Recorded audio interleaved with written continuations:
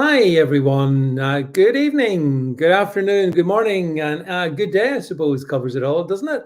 And welcome to the first live stream of 2023s, the 2023s.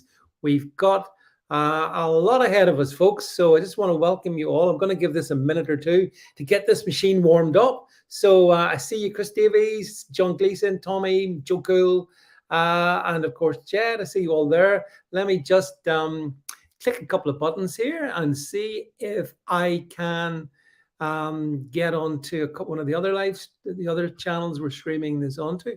Because as you know, we now stream this one across the world. I think pretty much it's and the galaxy. Let me see.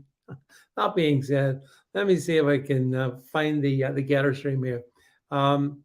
There we go. And just like that, he does that. Okay. So, yes, a happy new year to everyone. Now, we've got a lot of stuff to get through. Just a quick explanation. I haven't been around doing live streams for about a week, owing to the fact that, yeah, I took COVID. Yeah, monkeypox variant. No, monkeypox XBB.1 variant. No, I didn't. No, because you can't catch these things. No, I wasn't I didn't feel that good for about a week. Nothing to do with pretend woohoo viruses. As you can see, I'm back and I'm ready to do battle for this year, just like we did battle last year and the year before. Happy New Year, aloha to Donny Girl. Thank you for being here on the stream as well. And funny enough, Donny Girl, I was thinking about you today because there was a story in the UK media about a guy called, some of you might know, Johnny Linden. He used to be the lead singer in the Sex Pistols, and he has he's trying to get his song entered in the Eurovision on behalf of Ireland. Now, I know he's maybe not everyone's cup of tea, but his wife, hi Leslie, good to see you. His wife, Johnny Lyden's wife, formerly Johnny Rotten, right? His wife is suffering from a degenerative disease, and it's a really nice song. I think it's on my. If you check my social media platform, if you go over to on Twitter, you'll see I've put a link into it. You can listen and see what you think. Anyway, point is, it's called Hawaii. Oh, Hawaii. It's quite touching. So you should give it a listen. Whether you get through, I don't know. I mean, the last time I enjoyed the Eurovision was 1974. So it's been a kind of a long wait for me to enjoy something after that, really. And I don't think I'm going to equal that. So I think I'm kind of stuck in Abeland sometime round about Waterloo, I think it was. So anyway. So how have you all been then since I chatted to you last? I hope you all had a nice break and have started your way back, winding through 2023. You know, we got a lot of stuff ahead of us this year, a lot of issues to tackle, and yes, Brian Brew, may the road rise with you too as well. Public Image. So I know I'm familiar with the tune. In fact, I think I've got it. I'm just trying to again catch up with comments here. Yes, Gorgonite, good to see you. Stu Frost. He says, I caught a cold just after Christmas, first one in about 5 years. We have, as I say, lots of interesting things ahead of us. But nonetheless, we got the ability to do this live stream. And just to say, and I will be pushing this on my social media at the end of this month, around about the end of the 29th or whatever it is, there will be a pre-record very special live stream. It won't be kind of normal because it's going to be in front of an audience. So I'll share the details with you. But anyway, it's all part of trying to develop the platform here. You may have seen in late December, we managed to get through the 900,000 downloads on our podcast. So we're heading towards the first million on that. So a big thank you to everyone who follows my podcast channel. If you don't follow the podcast channel, hopefully you will. And there are links for you to be able to do that. So make sure you listen into those little 6-7 minute nuggets I fire out as often as I can. I have to say I did miss not being able to do them last week for a few days. So yes, Chris Davies, I will send details. There is it's a really interesting event, and I am part of it. Just some of the developments happening in this year should make it an interesting year.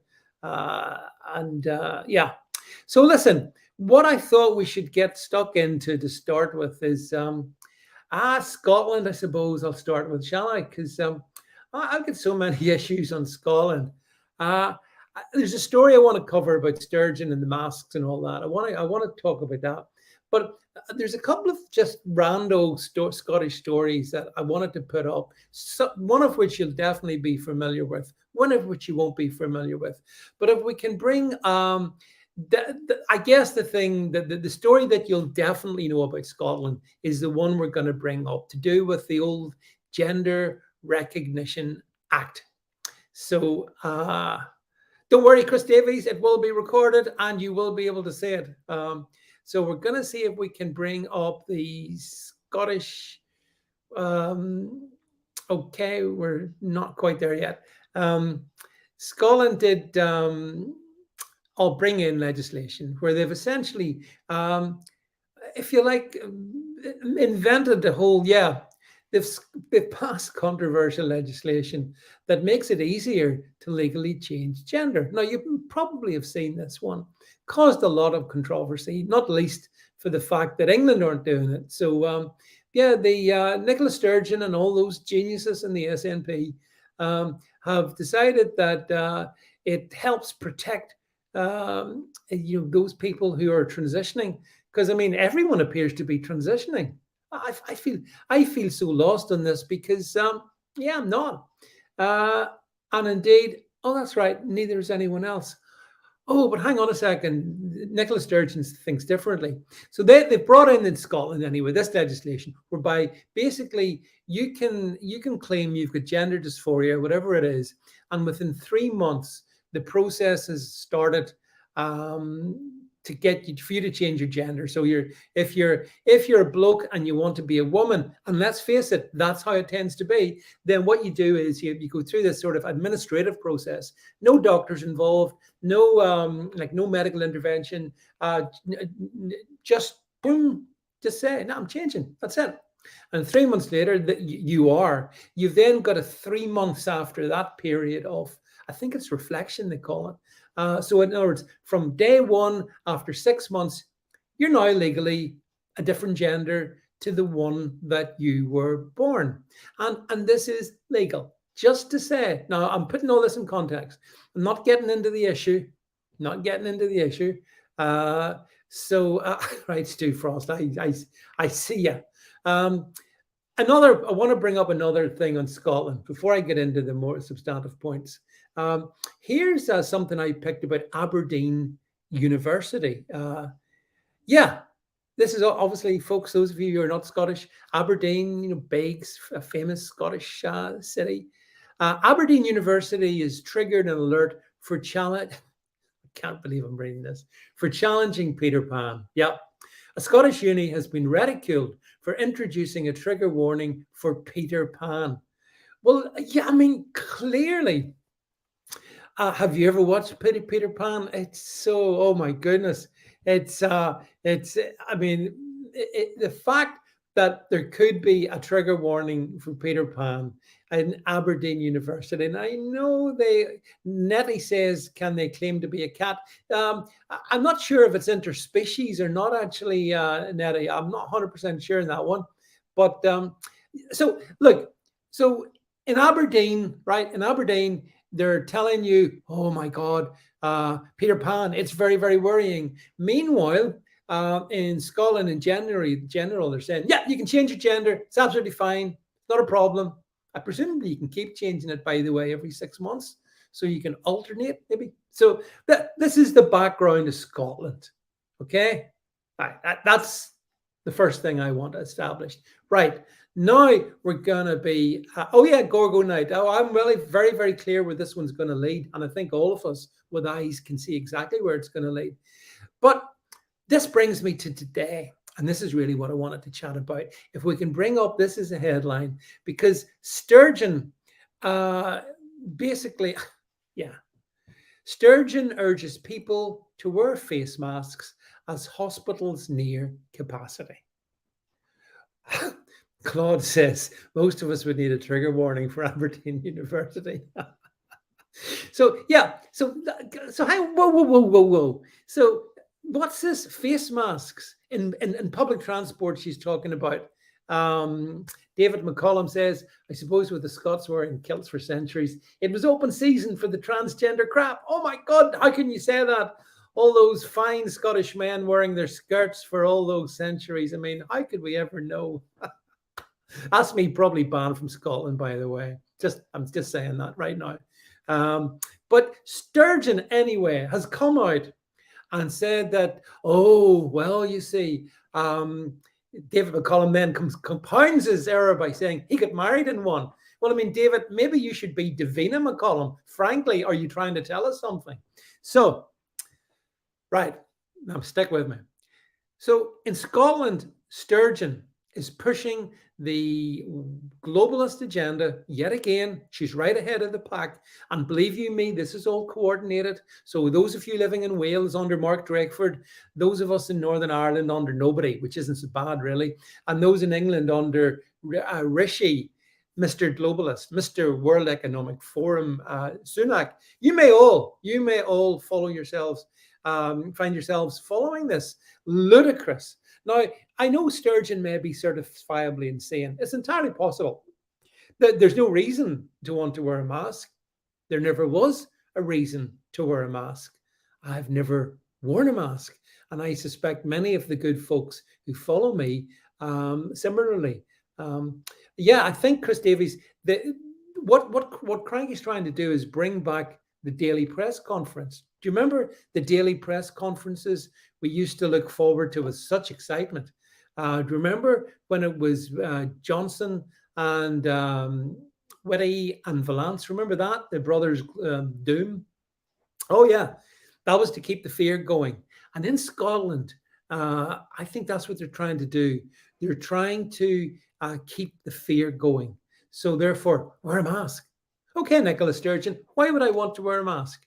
Where is the empirical evidence that shows wearing a mask does anything apart from A, make me look very, very stupid, and B, potentially damages my own health? Well, apart from those reasons for wearing one, why would anyone want to wear a mask? Answers on a postcard? There are none.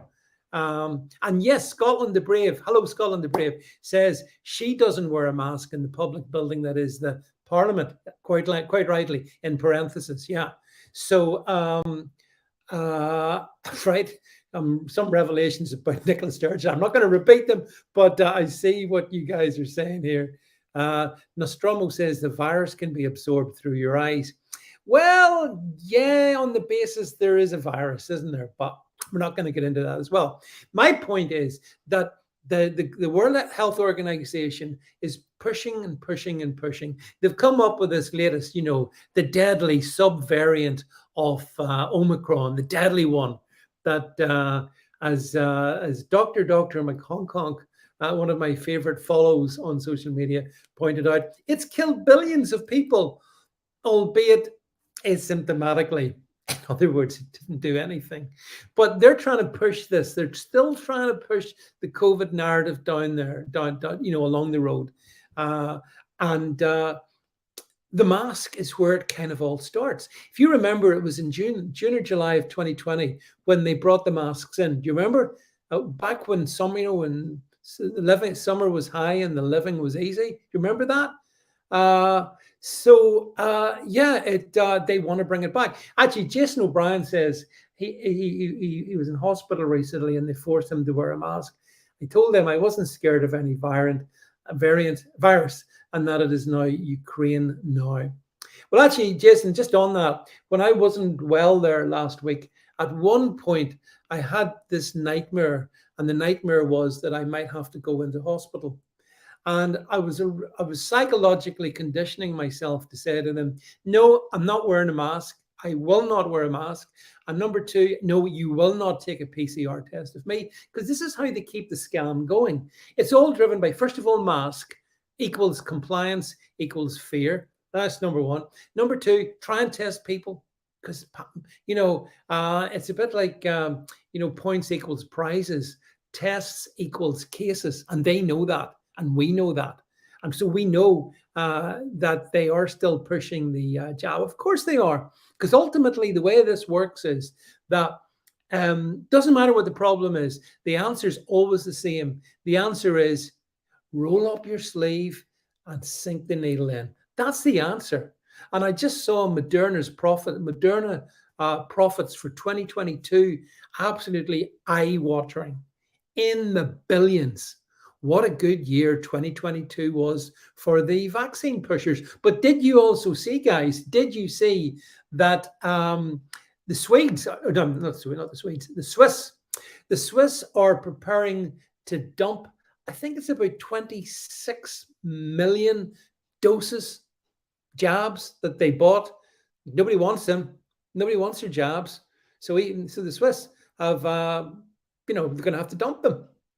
Now, that may not matter to the gnomes of Zurich. I'm not sure if somebody paid for it. And obviously the pharmacy companies made big profits from their sales into Switzerland. But the fact is that there is, I think Switzerland is a population of about 9 million. And I think they bought in something like about 33 million jabs, on the basis, I suppose, they were going to jab everybody once, twice, 3 times. Didn't work out that way, so they're going to have to dump them. So there you go. But back to Sturgeon, and why I want to talk about Nicola. I think Nicola is an outlier for the regime. I think that's what she is. She wants to be seen to be the most compliant to the World Health Organization, World Economic Forum agenda. I think that's what she wants to do. And so this is how she does it. She's first out of the block. It was the same, if you recall, when Boris Johnson was in Downing Street. She always would come out and say, "Oh, in Scotland, we're bringing in the vaccine passports first. Oh, we're gonna this, that, and the other." Always to be first. Always to show what a good little globalist tyrant she was. Sort of like, if you like, a miniature version of Jacinda Ardern, or if you like, a more male version of Justin Trudeau. I mean, unfair? I don't think so. She is indeed Scotland the Brave, the wannabe evil demon. Well, the thing is though that they don't do these things just accidentally. Nicola Sturgeon didn't just waken up and think, I must make this announcement. I'm going to tell the Scots. Hi, Ibersteller, by the way. Good to see you, my friend. It doesn't work like that. It's done for a purpose. It's absolutely done for a purpose. And we're going to get to that, Iber. Why might they be doing this? Because I think the point that we also need to understand is that, and I keep pushing this one, digital ID is the end game in this one. You have to remember that. Digital ID is the end game. But Sturgeon is out to come out there. She's now sort of hyped it up for the Scots. Will the Scots conform? Well, I know I've got Scottish people on the stream here. You Scottish folks, I mean, my problem is that too many in Scotland put up with Sturgeon. I've known Scottish people right the way through this whole shenanigans over COVID, and they have resisted everything from day one. So I've got huge respect for the dissenters, if you like, in Scotland, for the vaccine refuseniks, the mask refuseniks, the lockdown refuseniks. Don't go and visit Granny because you're going to kill her. All of those people, I know that you existed in Scotland during that time, and it can't have been easy for you, by the way. Now, here's an interesting one. My wife works fairly high level admin for NHS. The official narrative now is to blame the excess mortality on the lockdowns, people not getting treated, etc. Oh, yes, Joe Cool. Yeah. And we see right through that. But there is again, it's a game. It's a game that they're playing. Hi, all T, all the way from Awfully. Good to see you. Thanks awfully for being here with me. And yeah, I'm just so just what one ward was like a prison camp, and the women running it were vile. The ward is now closed due to COVID infection. They took delight in forcing me to wear a mask. And well, you see, Jason, this is the thing. Listen, they won't make. I will not go into a hospital. I would sooner die than go into a hospital and be made wear a mask, because I don't think hospitals are safe. I mean, I don't think the NHS is safe. Let me even be more broad than that there. At the moment, you see all the chaos surrounding the NHS, but then I think that's deliberate as well. You say, yeah, I'm afraid if you stick with me during 2023, folks, we're going to go down so many rabbit holes together, because if you think that I've finished my journeys down rabbit holes, no, I've only just begun, as the Carpenters once so adroitly put it. So lots of things to go through, but yeah,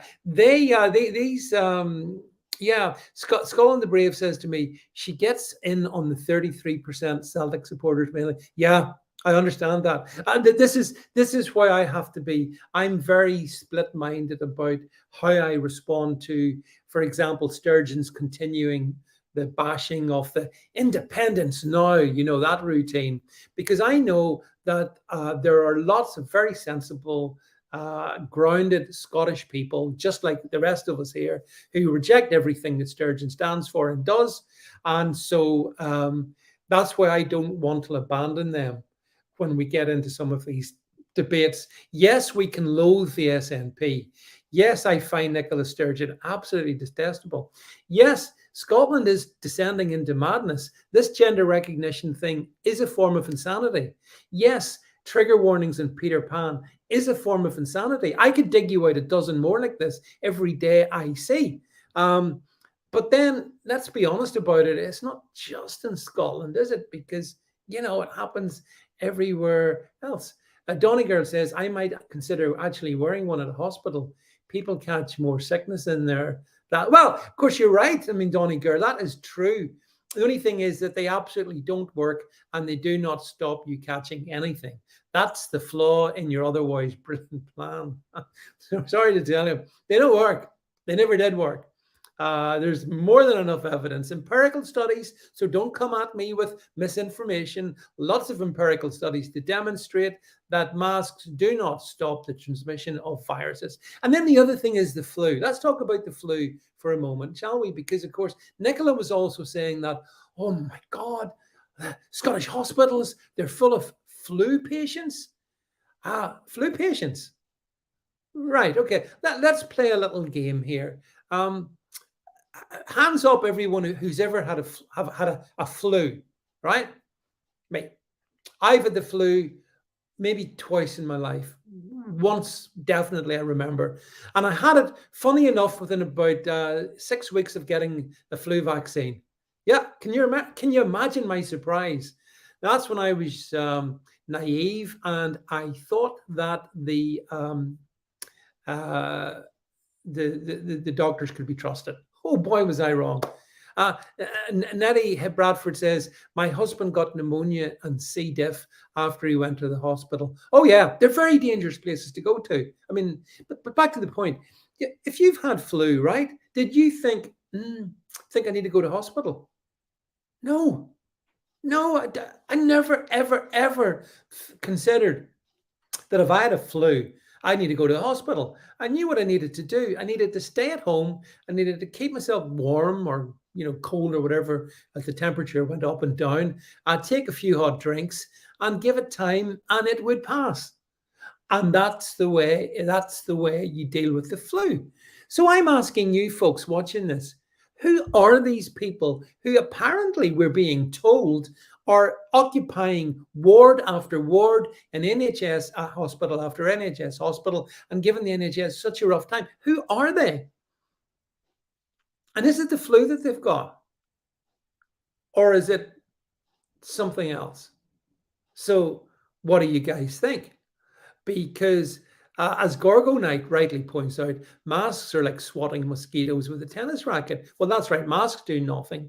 But I don't understand why there's this terrible, terrible surge in flu. Do you remember when flu went on holidays in 2020 and to a significant degree in 2021? Oh, yeah, it went on holidays. You see, just as COVID numbers went like that, flu numbers went like that. But now, oh, now we're in the middle of the most dangerous time ever. We've got the twindemic, at least might be a triple demic actually, because we've got this new son of Omicron variant, which is proving itself to be very tricky in its insofar as it gives you the sniffles and maybe a headache. Yeah, it's really deadly. So you got that. You've got this flu, this mysterious flu, really bad flu as well. And that's before we talk about strep A and some of this other stuff. So, I mean, yes, Albert Clutterbug says, will long flu become a thing now? Yeah, I suspect it might be actually, because there's enough malingerers out there and hypochondriacs to go, oh, yeah, I mean, first of all, it's been a tough few years for me. That's why I can't work. And you just got to pay me money. I had to stay at home to save the NHS. Then I caught the deadly COVID. I had to stay at home. Then, oh, well, now I've caught the deadly flu. Still can't work. Yeah, it's about 3 years on, but I'm a highly productive member of society. Are you kidding me? So, Tret says, I almost enjoy how great you feel after a good cold or fever. Yeah, I mean, I personally believe that if you have colds or flus or such like things, that's your body probably detoxifying in some regards. And the place not to be is a hospital. So I don't understand why these people are all in hospital with flu. However, let's hold the thought for a moment. Do you think there's a possibility that although they're being, I guess, defined as flu patients, maybe they are, maybe they do have something else wrong with them? Do you think that might be the case? I mean, vaccine-induced damage is a real thing. That's another one where, yep, the conspiracy theorists were proven right and the experts were proven absolutely wrong. And I see all your good advice here, folks. I'm not a medic, so I'm not endorsing anything nor contradicting it, but quercetin complex is good, vitamin D, vitamin C. I think all of you folks, Donny Girl takes the Z-Stack by the late Dr. Zelenko. Yeah, I mean, look, there's no real great secret to this. And General Bilkey, you are very much of my view that it's all a psyops. Does that make me an extreme conspiracy theorist?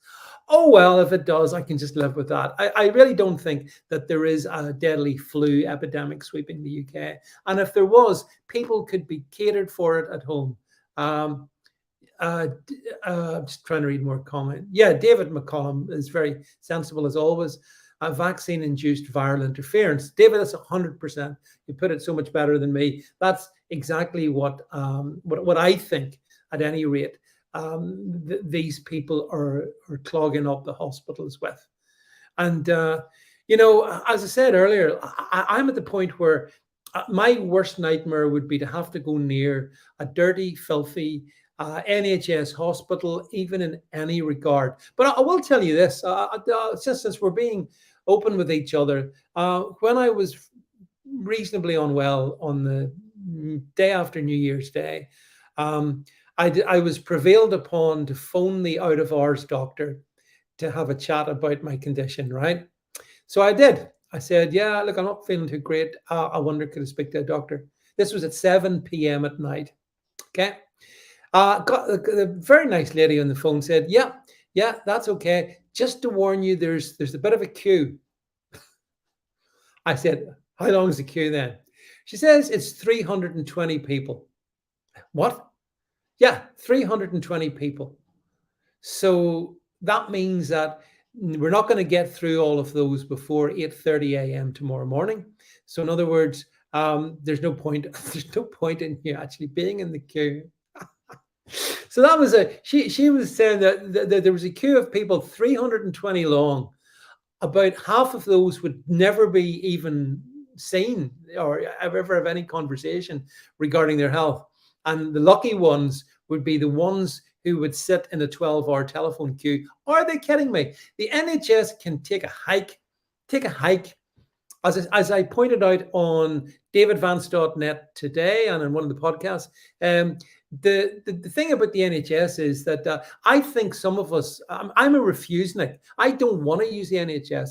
How about I can stop paying all the taxes that the government takes from me for the NHS, which is about £6,000 a year, roughly. How about I save that, right? They don't get my money and I don't get to use their rotten service. How about that? Is that a deal, Rishi Sunak? Can I opt out of paying taxes for a service I don't want to use and I've got no confidence in? How about that? I mean, I would have thought that was quite reasonable. I mean, that's the free market. You're a free market conservative, aren't you, Rishi? So anyway, the thing is that you've got these Scottish hospitals, and I see David McCollum is making a number of very good points. I didn't want to let this one go past. David says they know that vaccines weaken the immune system. It's in all their own literature. Yeah, absolutely. Yeah.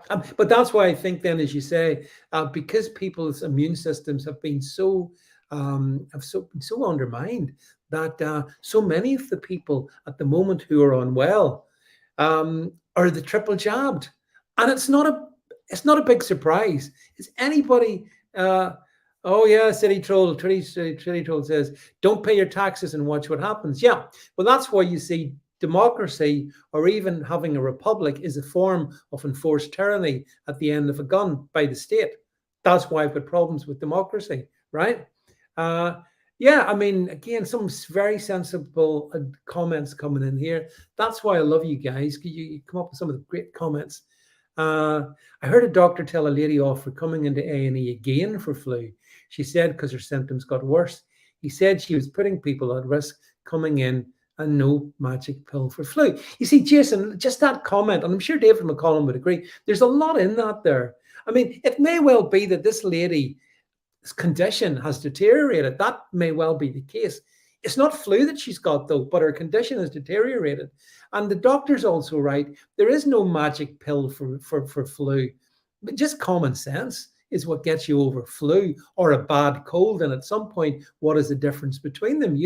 So I just believe that we have an entirely dysfunctional health system in the UK. And the thing that that made me think was, I mean, I am relatively healthy, and I make a point of taking care of my health, as David McCollum will testify, I'm sure. And so I was thinking about, well, what about if I was 25 years older, say, and I lived on my own and I had nobody and I felt awful? What would happen to me? That's a serious question. These are the people that I feel the greatest level of sympathy for, the old people, who have no one, and maybe. And the other thing is, don't forget. You see, when you're not feeling well, a lot of the fight goes out of you. And I can speak personally, as far as I'm concerned. My natural belligerence was somewhat compromised for a few days. I really. Although mind you, I did manage to put out some social media posts, so mainly because all I was able to do.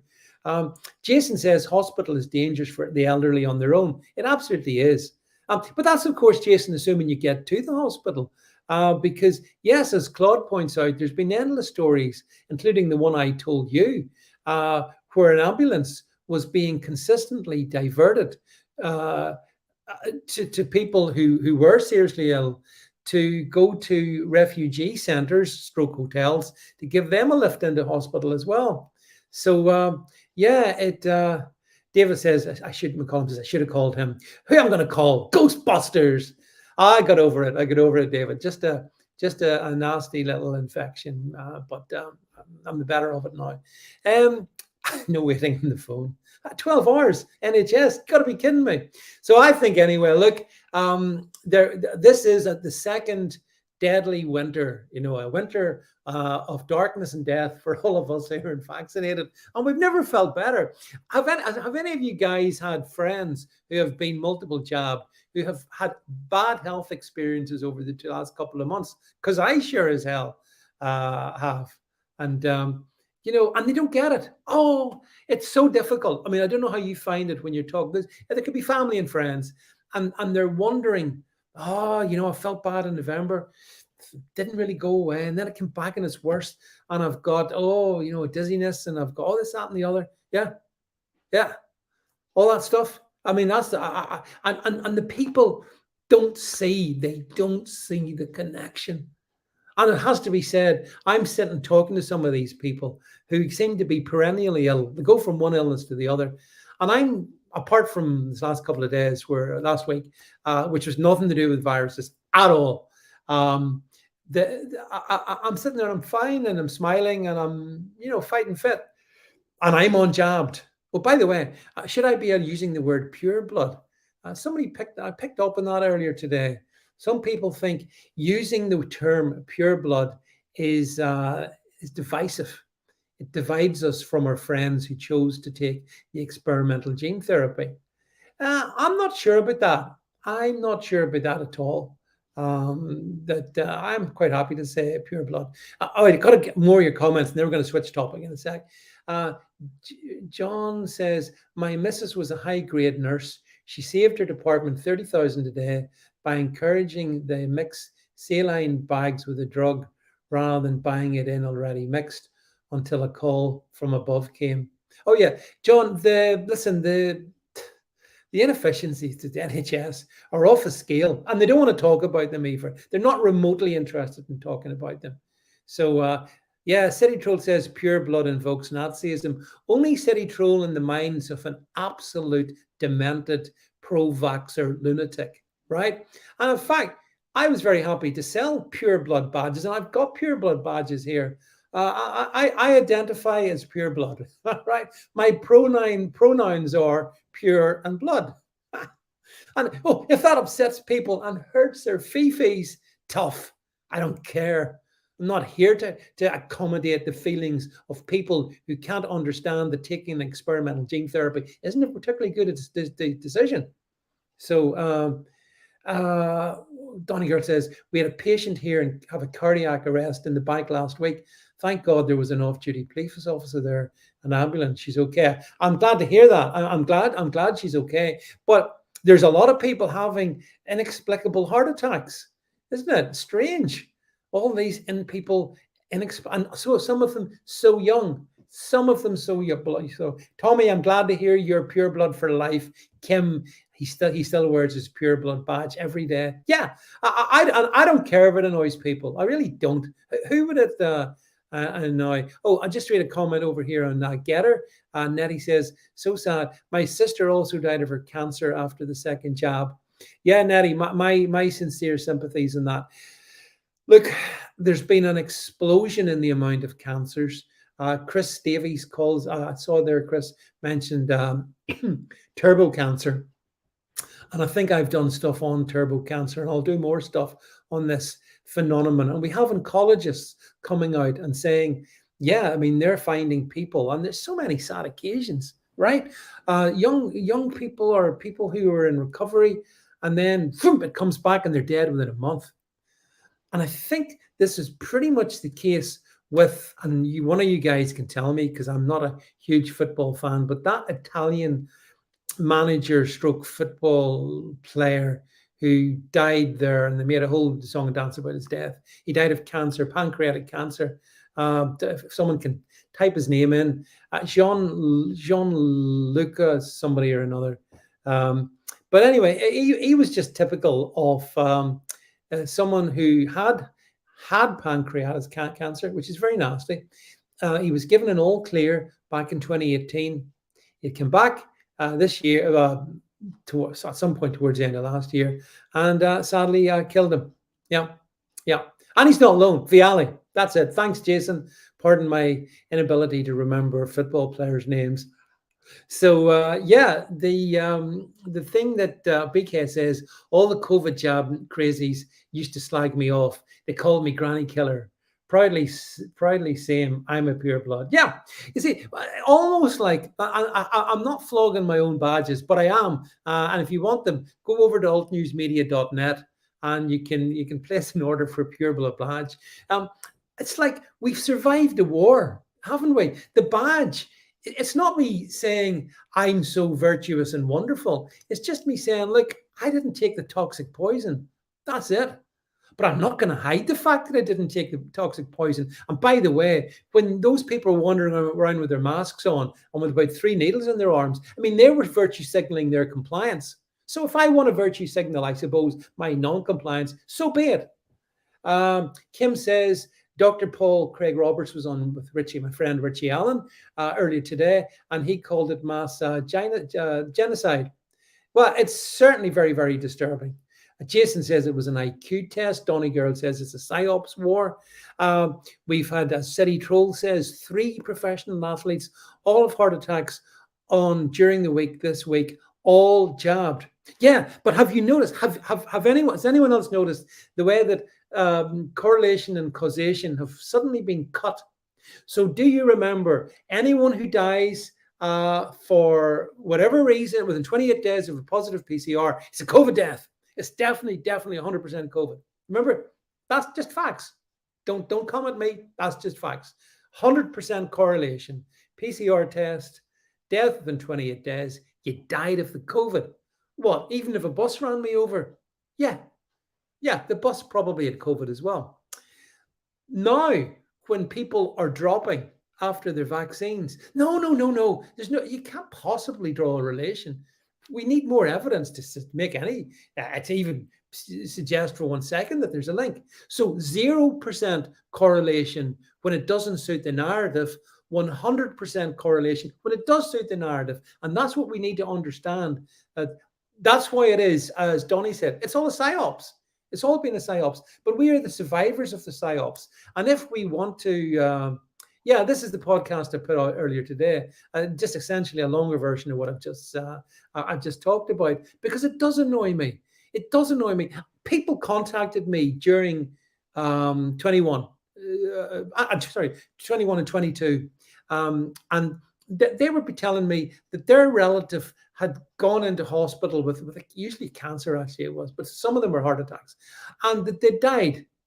And then COVID-19 was put on the death cert, and they would go to the authorities and hospital authorities and say, "Why are you saying Uncle Jimmy died of a heart attack when of COVID when it was a heart attack?" And yeah, but he did a positive PCR test. See how it works? Do you see how it works? It was all done in plain sight, my friends. It was all done in plain sight, and it always is. It's not necessarily as disguised as you might think. The thing is, though, that the walls have started to break. The dam is broken, and we now have got all the receipts. I mean, we see all the stuff, the shenanigans that were going on the Twitters, thanks to Elon Musk. We got the receipts. We see the manipulation that was going on everywhere. And like ultimately, I suppose the bit that bothers me most is that faith in GPs has been completely shattered. I have no faith in GPs. I wonder, do you? There are some decent GPs, though. I'm glad to see, by the way, Dr. Dave Cartland is back on Twitter. Do make sure you give Dave a follow. And there are a couple of other really good guys around as well. So I'm not categorizing them all as being worthless, but yeah, pretty much most of them. And I think it's to do with their training and all of that there. Hi, D2757. Good to see you. Hi, Nikki. Oh, my 5 jabs. Nikki, 5 jabs isn't enough. Well, maybe in 1 month. But I mean, you're going to have to keep taking these jabs because COVID seems to get more and more deadly. But anyway, so there we have it, friends. It's I'm not sure about that statistic. The UK population will be just 22 million. That would mean that roughly 50 million of our country people are going to die. I don't think so. I don't believe that. But what I do think, and I absolutely clear in this, and this goes back to the start of this, I think that the folks who chose to take the experimental gene therapies have had health impacts. which I don't want to, which I'm not happy to see, obviously. And those health impacts may explain some of these strange winter surges. And David McCollum on the stream here will confirm that it's in those winter months when immune systems tend to be, just even naturally, I suppose, relatively less robust than normal, just because it's dark out. If you live in this latitude, it's dark outside. It's cold, and so yeah, there's maybe a reason for that. But by and large, I happen to think that. I don't think there's flu epidemics sweeping the country, just like I think son of Omicron is as farcical as monkeypox. XB.1.4, I think it is, which is somebody pointed out. Is that the name of the droid in Star Wars? I'm not sure. Maybe someone can confirm that to me. Right. I want to move on. I've talked about this one long enough. Let's see if we can rattle through. Albert says, letting everyone back on Twitter, it seems, except me. Hopefully I want to see all my friends back on the Twitter. It's certainly very, very lively over there at the moment. But I did notice that Tommy Robinson's back on Twitter today. Dr. Cartland's back on Twitter today. So let's just bring everybody back. That's what we want to have. And the same in all platforms, so we can all debate with all kinds of people. That said, one downside to being back on Twitter is the absolute crazies. The nut jobs. I'd forgotten, because on a platform like Getter, there are no nut jobs. It's hardly the only trolls, right? On Twitter, like they're still there, and the bots are still there. 77th Brigade are still there. Oh yeah.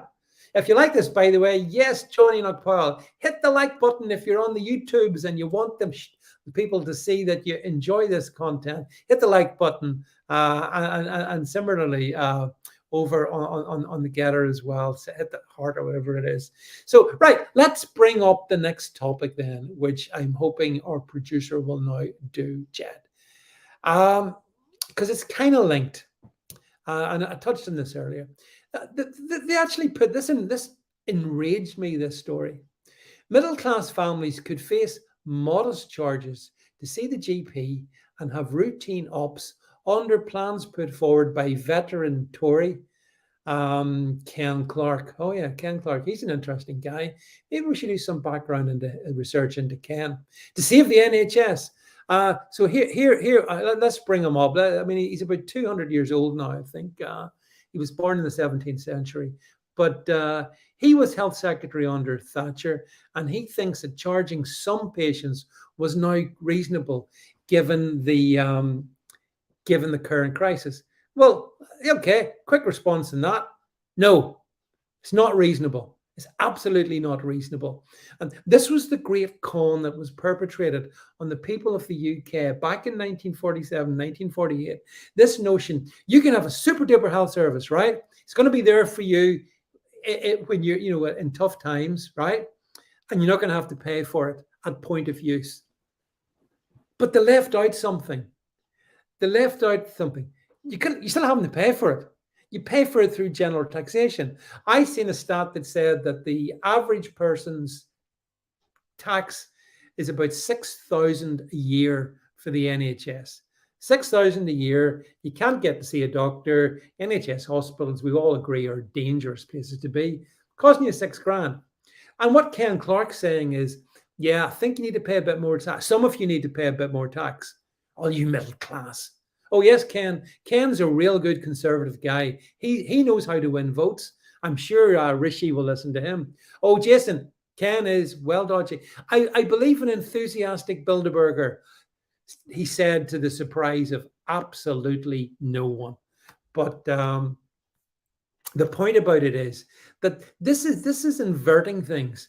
As I said earlier, the way to solve this is allow those of us who don't want to be part of the NHS to stop paying our taxes in it. For 6,000 a year, I could get the best health policy and the insurance policy in the world. Absolutely the best health policy in the world. And okay, the NHS wouldn't then get my money, but it wouldn't have to treat me then, would it? I mean, that seems a reasonable, a quid pro quo. What do you think? Do you agree with that one, guys? That, the people who don't want to use the public health service should be not taxed to have to. Should not be taxed to do so. I mean, why would you want to pay taxes for something that you don't want to use? I mean, it's just common sense. Donny Girl says she pays around about $2,000 for a family plan. Yeah, well, there you go. Like 2,000. Well, I mean, you could have 3 of those for the amount of money that the British government, takes off people like me and all of those other Brits on the streams here, to give us the third rate, cruel, incompetent, and in some regards murderous NHS. Because we have to remember, there's another thing in the NHS. That all those nurses that are saying, please give us our 19%, we are angels. Yeah, you were like the angels stabbing people with the experimental gene therapy, weren't you? Same with the doctors, because you made good money from that, didn't you? Yeah. You think we should be impressed about the fact you done that? Because I sure as hell. Yeah, this was again, thanks, Jed. I put this podcast out earlier today. Is there a way we can escape the NHS? It's almost like, I'm in a German prison. I'm in Colditz.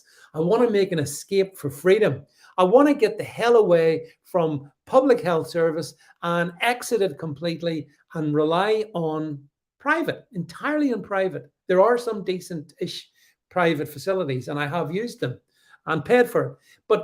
And then I thought about it. Well, what happens if I was in an accident and I had to then go into an A&E and there wasn't a private A&E? Not a problem. Charge me for that. Charge me. I'll happily do that. You charge me for putting me up overnight. Well, I don't know, if I've got a broken leg or a broken arm or something like that. Yeah, that's fine. But the rest of the time, leave me the hell alone. Keep your filthy hands off my taxes and let me live my life. So that is kind of where I am with this whole Ken Clarke suggestion. And, I would not be in the least surprised that when we get the awful Labour administration in 2024 that I keep talking about, when we get that, I wouldn't be in the least surprised that they will say, in order to protect our NHS, be still my beating heart, our beloved NHS, we're going to introduce a little extra tax but only in the people earning more than 40, 50 grand a year, whatever it is. We bit extra, and it's going to go 100% towards frontline services. This is a scam. They've been playing this scam on you for a long time, certainly since Tony Blair was in power in the late 90s, where they say, "Oh, don't worry, we're gonna protect it. We're gonna put a shield around the NHS, the taxes we take for you from the NHS. It's totally definitely going to the NHS." But then, as Jojo says, thanks Jojo for your comment, someone has to pay for the 800 diversity, inclusion, and equality managers on £100,000 a year. Exactly, Jojo. You're dead right in that one there. And that's the thing about it. We're going to ring fence the NHS monies, but for what? For gender reassignment surgery, for some of the most ridiculous things that you could imagine. Is that what you want to ring fence it for? No. Listen, I want to. I'm sure I'm not alone, but maybe I'm just taking it that one stage further. I want to walk away and but not have to pay for the thing I'm not using. Donny Girl says Japan is a good plan too. They take care of their elderly. Yeah, they do. The Japanese actually, in many ways, as far as I understand Japanese society, they put a particular emphasis on the care that they give their elderly, Donny Girl. And I have to say, and be honest with you, I think that's the sign of a civilized society, to look after its elderly. And those societies that don't look after their elderly, got to ask questions, Mind you, of course, if it's Canada, whilst the NHS is not good, the Canadian, I'd be petrified if I lived in Canada and I coughed. I suspect my doctor might decide, David, have you really considered it? Have you considered taking a euthanasia? Have you not considered killing yourself? I've just coughed, doctor. Yeah, but it's a pathway. Yeah, Jason was right. The Canada kills him, man. Nikki says she's had one GP appointment in 10 years. I have had about one as well, and that's been in the past week. And before that, I can't remember when I've seen a GP. And to be fair, now I want to be, I always try to be fair in these things. The GP I saw, she was fine. She had a mask on, by the way, when I saw her. We were sitting in a little room. She had a mask on. I'm sitting looking at her thinking, if you're so stupid you wear a mask, how can I have any confidence that you can even vaguely have any insight into me? But anyway, it turns out she actually did. So there you go. Wearing a mask is probably not a sign of necessarily of stupidity, although it can be. It's also a sign of they just comply with the regime. And that's the big problem we have, folks. Too many people go along with the regime, whatever doesn't matter what the regime is. That's why I've broken free of right versus left. I don't play that game anymore. I'm against the it's a wee bit. I think it was the actor. What's his name? On the waterfront, Marlon Brando. Marlon Brando was once asked, "What are you rebelling against?" And his answer was, "What do you got?" It's kind of me. It's kind of me. I'm not. Northern Monkey says, "How much did this face-to-face appointment cost you?" Well, I could say £6,000 a year, but alternatively, at point of use, nothing. It lasted for about 10 minutes. 10 minutes. Yeah, I mean, I actually feel quite pleased. I can say I've seen a GP. I mean, that's a bit like saying I've seen a white zebra. I've seen a unicorn. I saw a GP. So, I mean, well done me. It almost made being unwell worthwhile. So, yeah, Nikki, it's you pay thousands for it. They're taking thousands off you. The NHS is not free. It's only free at point of use. That's a rhetorical trick used to make you think you're getting something for nothing. You're not. You're paying through the teeth. And Ken Clark, that Doyen, liberal Doyen actually, and as I say, enthusiastic Bilderberger, Ken thinks we should be paying a bit more. I can't believe how much I despise these people. I really can't. Yeah, Donegal says they don't want to make waves. A lot of these people, they just go along to get along, and that's very look. I understand people can be like that. I'm afraid I'm the oyster with the grit in it.